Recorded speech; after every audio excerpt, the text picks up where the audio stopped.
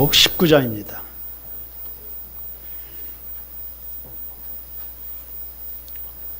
요한계시록 19장 1절에서 6절까지의 말씀입니다.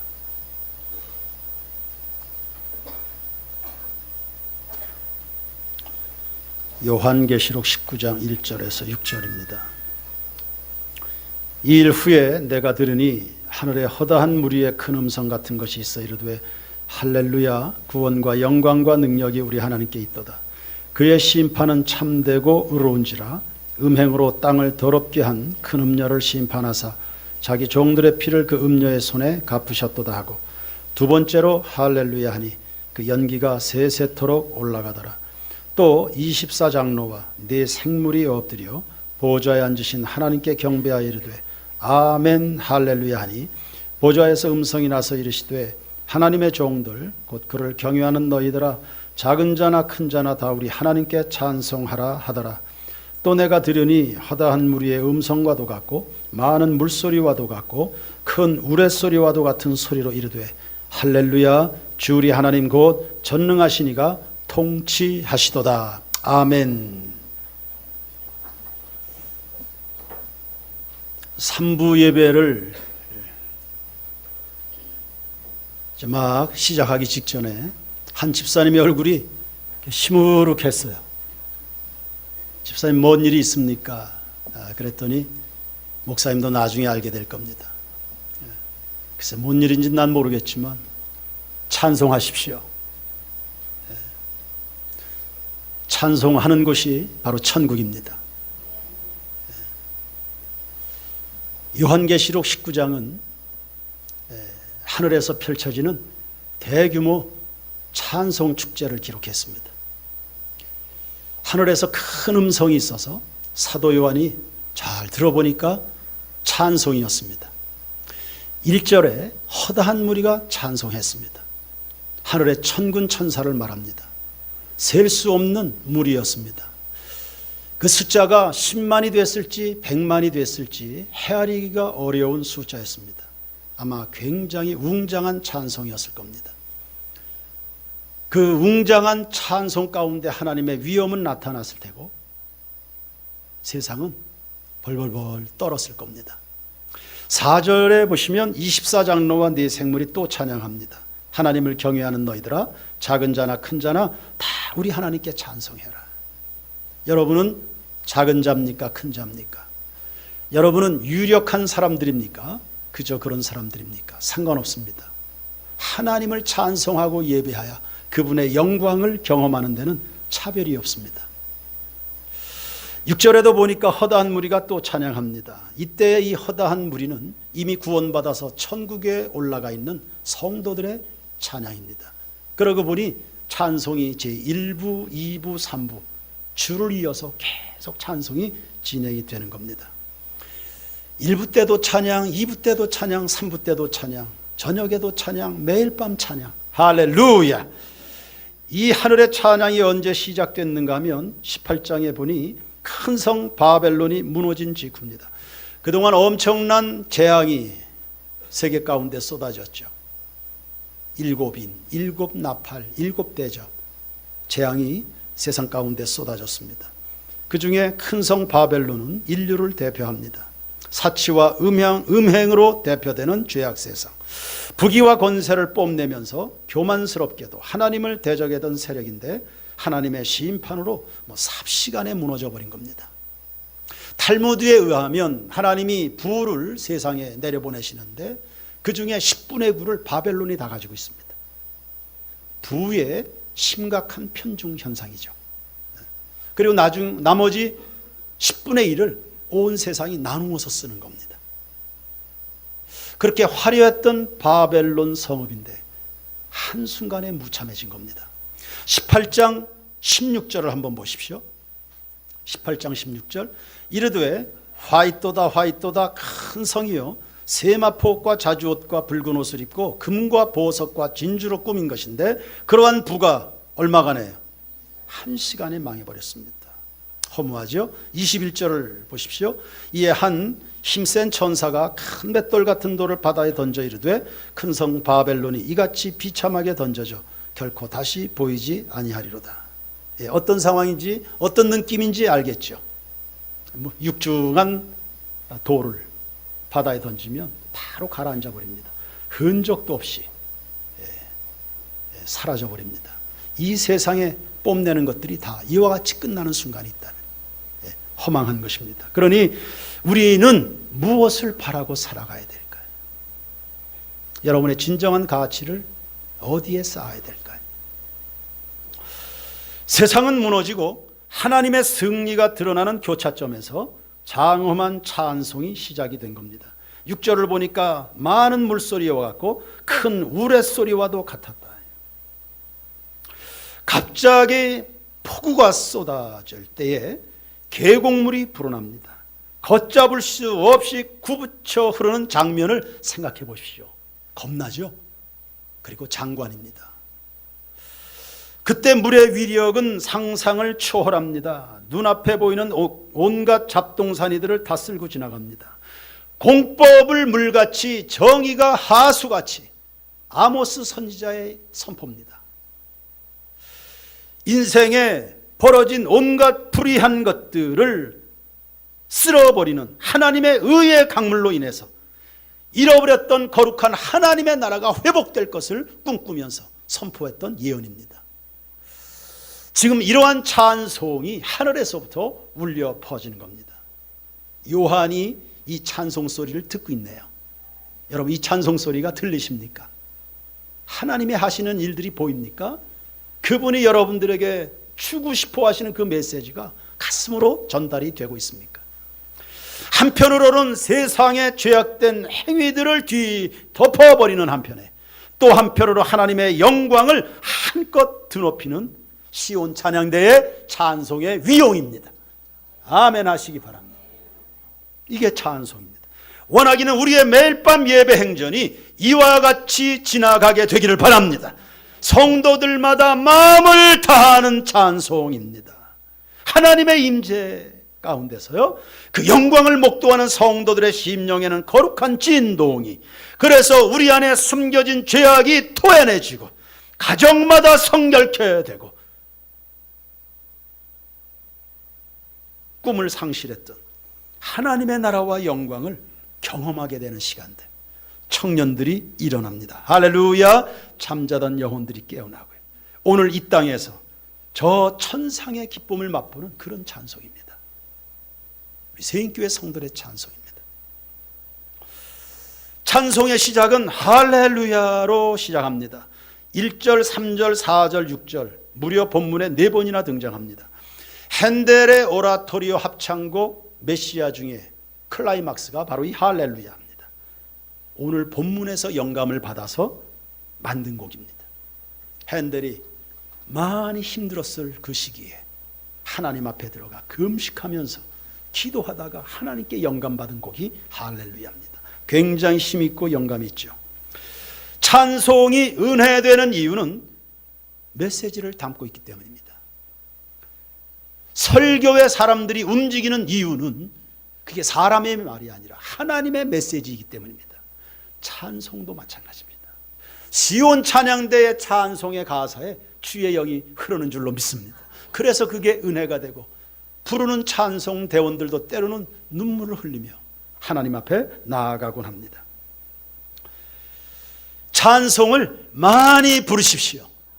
시편 119편 164절에 하루 7번씩 찬송한다 했습니다. 그 시편 기자의 일상은 얼마나 충만했을까요? 찬송할 때마다 이스라엘의 거룩하신 하나님이 나타나신다는데 그의 일상은 하나님으로 가득한 생애가 됐을 줄로 믿습니다. 찬송하는 그 사람에게도 시험거리는 있었겠죠. 인생의 고통스러운 순간은 있었겠죠. 그의 삶을 혼란스럽게 시무룩하게 하는 그런 일들이 일어나겠지. 그러나 찬송하는 사람에게는요, 그런 것들이 한 길로 왔다 7길로 떠나게 되는 줄로 믿습니다. 지난 수요일에 한 구역에서 특송을 했습니다. 어느 때보다 많이 준비들 한 것 같아요. 월십 댄스까지 곁들여서 몸치들이 혼자 하는 것도 아니고 10명 가까운 사람들이 그걸 일치되게 찬송하려고 그러니까 얼마나 연습을 많이 했겠습니까? 그런데 구역 식구들이 이구동성으로 말하기를 준비하는 자신들이 좋았다고. 하연종 집사님은 뭐 몇 차례나 이야기했습니다. 성탄 카탄타, 또 부활절 칸타타 이런 거 준비하느라고 몇 주간을 시간 들여 마음 들여 준비하다 보면 본인들이 제일로 행복하다고 그렇게 고백을 합니다. 찬송하면 행복한 이유입니다. 거기 하나님의 메시지가 있거든요. 노래방에 가서 뭐 하루 왠지를 몸을 흔들어가면서 가요 불러보십시오. 나중에 몸만 피곤하고 이 나이에 무슨 짓을 하고 있나 한심스럽지 않겠습니까? 그러나 찬양은 드리고 나면 마음은 기쁘고 영혼은 통하고 삶에 힘이 붙는 줄로 믿습니다. 치유하시는 하나님을 경험하는 것은 뭐 한두 차례가 아니고요. 이 찬양의 메시지가 뭔가 하면 할렐루야입니다. 여호와를 찬양하라. 누구를 찬양하라? 여호와를. 찬양의 대상이 분명합니다. 여러분 이거 절대 잊어버리지 마십시오. 초점 흐려지면 안 됩니다. 우리는 사람 찬양하지 않습니다. 영호골들, 황제들, 우상 이런 거 아닙니다. 오직 우리의 찬송은 하나님께만 드립니다. 그래야 그 찬양에 힘이 있습니다. 찬양받아서는 안 될 사람들도 때로는 찬양을 받습니다. 그러면 찬양하는 사람도 망하고요. 찬양하는 사람들도 복스럽지가 않습니다. 북한의 그 김일성 3대를 보십시오. 하나님 자리에 본인들이 앉아가지고 주민들로부터 온갖 칭송을 다 받습니다. 아침 저녁으로 절 받습니다. 그런데 그 주민들은 끼니도 제대로 잊지 못할 만큼 비참한 땅입니다. 헛된 것들에 대한 예배의 결과입니다. 우리가 오늘날 예수 믿게 된 거 큰 복인 줄로 믿으시기 바랍니다. 그리고 하나님을 찬송하라고 하는 것은 이건 영광 받으실 하나님께만 초점이 있지 않고 찬송하는 사람들이요 복 받으세요 이런 뜻입니다. 우리 세인교회는 찬송 잘하는 다윗의 후손들이 되기를 축원합니다. 왜 우리가 하나님을 찬양합니까? 구원과 영광과 능력이 하나님께 있다 했습니다. 첫 번째 구원입니다. 구원이 뭡니까? 물에 빠진 사람 살려줬습니다. 구원입니까? 어떤 사람이 사업하다가 폭삭 망했습니다. 한 10억 정도의 빚을 졌습니다.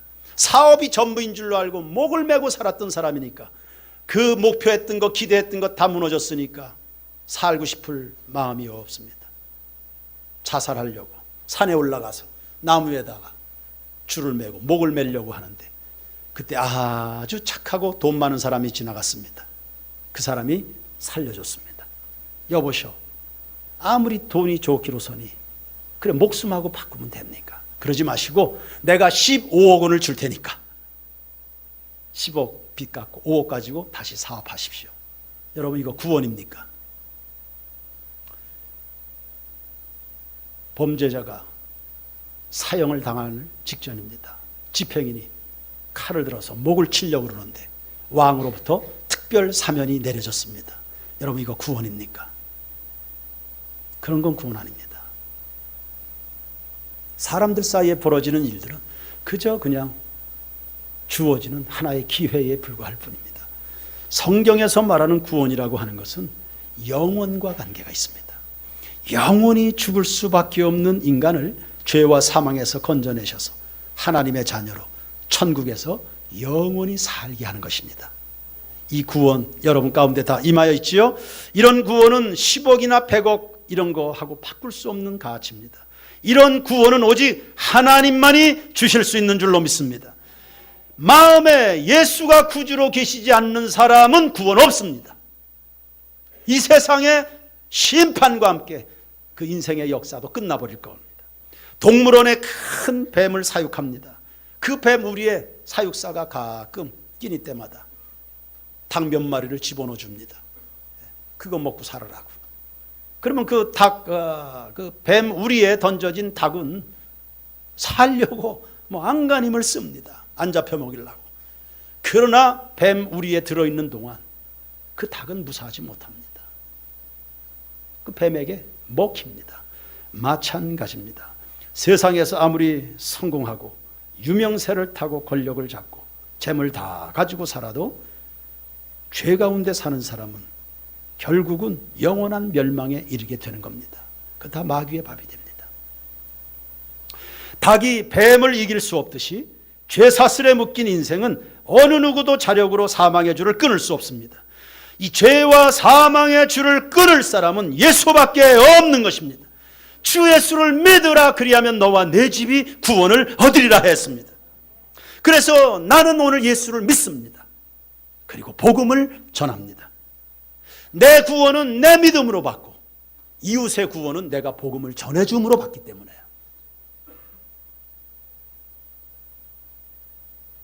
나의 죄를 씻기는 예수의 피밖에 없네. 사죄하는 증거도 예수의 피밖에 없네. 찬송하고 예배하라 말씀하시니 한 주간 여러분들은 틀림없이 찬송하며 살 겁니다. 예수 그리스도가 여러분의 찬송의 모든 것이 되시기를 주님의 이름으로 축원합니다. 두 번째, 영광도 하나님께 있습니다. 영광이라고 하는 것은 두 가지 방면으로 설명할 수 있어요. 하나는 하나님의 본질 자체가 영광이십니다. 또 한 가지는 사람을 존귀케 해주시는 것도 하나님의 손에 있다는 뜻입니다. 사무엘상 2장 6절에 여호와는 죽이기도 하시고 살리기도 하시며 음부에 내리게도 하시고 올리기도 하시는도다. 여호와는 가난하게도 하시고 부하게도 하시며 낮추기도 하시고 높이기도 하시는도다 라고 했습니다. 여러분은 인생의 모든 기대가 하나님께만 있기를 바랍니다. 그분 실망시키지 않습니다. 여러분 절대 실망하실 일이 없습니다. 왜 자꾸 이렇게 실망 속에 삽니까? 도대체 누구를 기대하는 겁니까? 여러분이 찬송하고 경외하는 대상이 뭡니까? 하나님이 누구를 높이시는가? 사무엘상 2장 30절입니다. 나를 존중히 여기는 자를 내가 존중히 여기고 나를 멸시하는 자를 내가 경멸히 여기리라. 결국 하나님에 대한 태도입니다. 영광의 본질이 그분에게 있어서 여러분의 인생이 영화롭게 존귀하게 명예롭게 칭송받으며 살아가는 것, 주님으로부터 흘러나오는 은혜입니다. 그 태도가 어디서 판가름 날까? 예배입니다. 하나님에 대한 태도 결정적으로. 예배하는 태도 하나를 보면 여러분의 속사람 중심이 어떤 것인지 알 수 있습니다. 예배하는 시간, 예배하는 복장, 예배하는 중심, 찬양하는 눈빛, 거기에 하나님에 대한 여러분의 생각이 거기 다 담겨 있습니다. 속일 수 없죠. 사무엘상 2장 17절 이하에 보시면 엘리 제사장 두 아들 홈니와 비느하스가 등장합니다. 좋은 신앙의 가문에서 아주 좋은 기회를 가졌는데요, 하나님을 잘 못 배웠습니다. 하나님의 제사를 멸시했습니다. 재물 도둑질하지요. 성막에 수종드는 여인들하고 음행을 합니다. 성소를 더럽힌 겁니다. 그때 하나님께서 그 집에 영광이 떠나게 하셨죠. 하루아침에 두 아들 죽고, 아버지는 목이 부러져 죽고, 며느리는 아이 낳다가 죽고, 그 집안에 노인들이 다 사라졌습니다. 장수의 축복이 끝나버렸다는 겁니다. 그 집안의 사람들이 다 일찍 다 죽어나가는 겁니다. 여러분, 하나님이 살아계시다네. 하나님을 무시하는 자의 인생에 이런 비참함들이 나타난다는 것은 하나님 살아계시다는 뜻입니다. 반면에 하나님을 사랑하는 사무엘이 존귀하게 되는 것 보면 하나님 살아계신 게 맞습니다. 예배를 귀하게 여기십시오. 특히 주일 예배는 더욱 그렇습니다.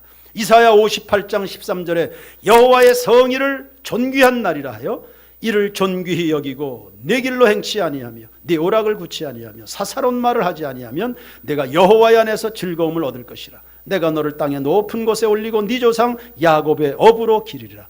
여호와의 입의 말이니라. 이 주일을 귀하게 여기는 것은 내 마음에 계신 하나님이 귀하시기 때문입니다. 무엇과도 바꿀 수 없고 어느 것에 우선순위를 내드릴 수 없을 만큼 하나님이 귀하기 때문입니다.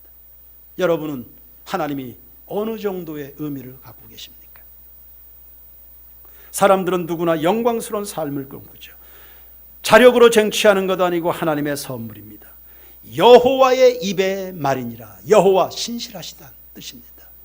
아브라함과 이삭과 야곱의 하나님, 언약의 하나님, 약속하신 그 말씀을 이루시는 신실하신 하나님이 말씀하십니다. 만약에 여호와의 날 주일을 존귀하게 여기면 네 영혼은 즐거울 것이고 네가 존귀하게 여김을 받을 것이고 야곱의 기업으로 경제적 축복을 받을 것이다. 아멘, 아멘, 아멘.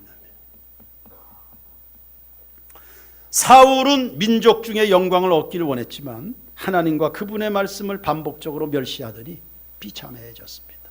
본인의 소원은 높아지는 겁니다. 그 인생은 본인이 생각하는 것하고 다르게 계속 내리막길을 갑니다. 이방 여인 룻은 비천한 여인이었습니다. 아주 가난한 과부였습니다. 남의 밭에 가서 이삭을 주워다가 먹고 살아야 될 만큼 비천한 여인입니다. 그러나 잠깐 시어머니를 통해서 경험하게 된 하나님을 사랑하게 됐습니다. 그 민족도 자기 백성으로, 이스라엘의 하나님을 자기 하나님으로, 그러더니 귀족 중에 귀족이 되는 거 보십시오. 하나님 살아계십니다. 그러니 큰 사람이다 작은 사람이다 이런 걸 따지지 마시고 존귀하실 뿐만 아니라 본질적으로 영화로우신 하나님이실 뿐만 아니라 그분을 경외하는 그 사람을 존귀케 하실 하나님을 바라보시기를 바랍니다. 세 번째, 왜 우리가 하나님을 찬양합니까? 능력이 그분께 있습니다. 능력이란 승리를 이야기하는 것입니다. 힘이 있어야 승리하죠. 기회는 왔는데 그 기회를 살릴 만한 역량이 없으면 아무것도 못하잖아요. 힘 있는 사람이 승리하는데 그 힘이 하나님께 있다. 인생의 성공과 실패 다 하나님께 있습니다. 애굽의 바로왕이 강력한 철병거를 가지고 있었습니다. 그 철병거로 당대 최강대국을 형성했습니다. 그런데 아무런 무장도 하지 않은 이스라엘 백성들을 사로잡질 못합니다. 눈앞에 뻔히 보입니다. 최강 마차를 끌고 가는 마차 부대인데 마차 부대들이 아무것도 갖지 못한, 그들이 무슨 칼과 무기가 있습니까? 양치던 사람들인데요. 노예로 살던 사람들입니다. 그들은 무장할 기회도 없습니다. 급하게 6월절 밤에 탈출을 해나왔습니다. 어린 것들, 이들은 군사들이 아닙니다. 어린 것들 딸리고 짐승들, 하나님 앞에 제사할 짐승들, 그 바쁜데 하나님 앞에 드릴 제물은 다 가지고 갔다. 급한데. 그러니 아주 늦을 수밖에 없는 이스라엘 백성들인데 이 철병거 사람들이 그 뒤를 따라잡질 못하는 거예요. 이 백성들을 다시 포로로 가져오질 못합니다. 여러분, 세상이 자랑하는 실력이요, 그거 진짜 실력 아닙니다. 하나님이 함께 하셔야 그게 능력이 되는 줄로 믿습니다. 그래서 하나님께서 바다를 무기 삼아 가지고 애국 군대를 다 침몰시켜 버렸습니다. 메뚜기를 일으켜서 최강 이집트를 심판해 버리신 겁니다. 뭐가 힘입니까? 여러분 인생에 진정으로 의지할 자랑할 만한 대상이 뭐가 있겠습니까? 다윗과 골리앗의 싸움에서도 확인할 수 있습니다. 너는 칼과 창과 단창으로 내게 오거니와 나는 네가 모욕하는 만군의 여호와 이름으로 간다. 골리앗은 하나님을 모욕했습니다. 그 백성들도 다 무시했습니다. 왜요? 하나님은 눈에 안 보이니까. 그런데 눈에 보이지 않는 하나님이 골리앗을 눕혀버린 겁니다. 누구를 통해서요? 다윗을 통해서. 그 다윗이 누굽니까? 찬양하는 사람입니다. 시를 써서 하나님을 찬양합니다. 곡을 만들어서 하나님 찬양합니다. 악기를 연주해서 하나님 찬양합니다. 춤을 추며 하나님을 찬양합니다. 다윗은 모든 구원과 영광과 능력이 그분에게 있다는 사실을 신뢰한 사람입니다. 잘 나가고 뜻하는 대로 모든 계획이 솔솔솔 풀려나갈 때뿐만 아니라 참으로 위기의 순간에, 그리고 골리앗 앞에 무시당했으니까 쫀심이 상하는 그 순간이, 그런데도 모든 존귀와 영광은 하나님께 있음을 선포하면서요, 다윗은 승리했고 하나님은 높임을 받았는 줄로 믿습니다. 다윗이 골리앗에게 이르게 선포했습니다. 사무엘상 17장 47절에 또 여호와의 구원하심이 칼과 창에 있지 아니함을 이 무리에게 알게 하리라. 전쟁은 누구에게요? 전쟁은 누구에게요? 구원은 누구에게요? 영광은 누구에게요? 승리는 누구에게요? 여호와께 속했다. 그가 너희를 우리 손에 넘기시리라. 그래서 우리는 하나님을 찬송하는 겁니다. 그리고 그분만을 예배하게 되는 겁니다. 오늘도 우리의 예배가 하나님이 흠양하실 만한 믿음의 예배가 되기를 바라고, 주님 앞에 서는 그날까지 구원과 영광과 능력이 주님께 있음을 믿어서 여러분의 삶 전체가 찬양의 삶이 되기를 주님의 이름으로 축원합니다. 하늘의 찬송 소리가 땅에 있는 사도 요한에게 들려졌다. 하늘과 땅은 이어져 있습니다. 단절된 게 아니네요. 사도 요한의 귀에 하늘의 영광의 소리가, 그분 살아계신 소리가 살살살살하게 들리는 거예요. 그리스도 예수 안에서요, 하늘과 땅이 이어져 있습니다. 인생을 최고로 축복스럽게 위대하게 살아가는 비결이 예수 믿고 하나님의 백성이 되는 겁니다. 하늘과 땅을 이으신 주님의 보혈, 내 평생의 자랑은 주의 십자가로다. 주의 보혈 흐르는데 믿고 뛰어나가. 주의 은혜 내가 입어 깨끗하게 되었네. 할렐루야. 주님의 보혈의 은혜가 흐르는 그곳이요, 거기가 천국이에요. 하늘에서부터 영광스러운 찬송이 선포되다. 거기가 천국입니다. 오늘 이 땅을 살면서 찬송하면 거기가 천국입니다. 바울과 실라, 거기가 천국입니다. 불 속에 피신하고 살아도 찬송하는 다윗은 그 천국을 누리고 있는 겁니다. 우리의 인생을 사람이, 사업이, 돈 몇 푼이 여러분의 인생을 결정하지 않습니다. 그러니 휘둘리지 마십시오. 휘둘리지 마십시오. 하늘과 땅이 이어진 인생을 여러분들이 살고 있는데, 그 은혜를 하나님이 사랑하셔서 그리스도께서 십자가에서 희생당하시고 성령께서 깨닫게 해주심으로 이 은혜를 우리가 오늘 누리고 있습니다. 네 입을 넓게 열라, 내가 채우리라. 찬송하는 만큼이 여러분의 축복된 인생이 될 줄로 믿습니다. 찬양 드립시다.